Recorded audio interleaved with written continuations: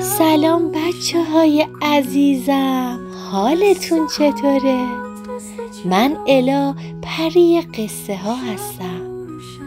امشب میخوام داستان دانه‌ای که درخت شد رو براتون تعریف کنم. آماده این؟ روزگاری کشاورزی ساده در دل دشت‌های خاموش زندگی میکرد. دلش پر بود از آرزوهای کوچک و دستانش پر از خاک و نور. یه روز دانه گندم در دل زمین کاشت با امیدی ساده. نانی برای زمستان، قوتی برای فرزندان. اما آن دانه مثل دانه‌های دیگر نبود. شبها با صدای باد خواب می‌دید و روزها با نور خورشید خیال می‌بافت. کشاورز هر روز به زمینش سر می‌زد، منتظر جوانه‌ای طلایی، خوشه‌ای آشنا. ولی چیزی که سبز شد خوشه نبود، شاخه بود.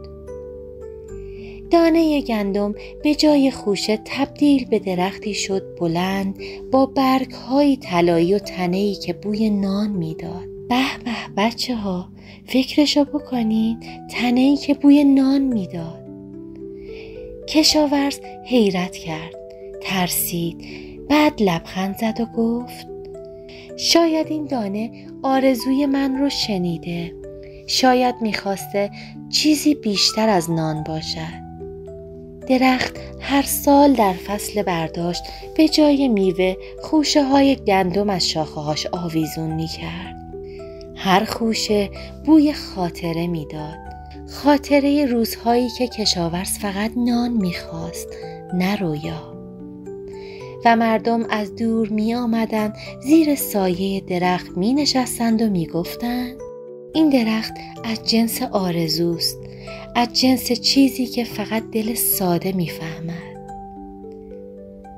امیدوارم از قصه امشب لذت برده باشید بچه های قشنگم.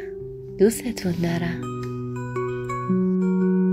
قصه هات مثل چرا شب و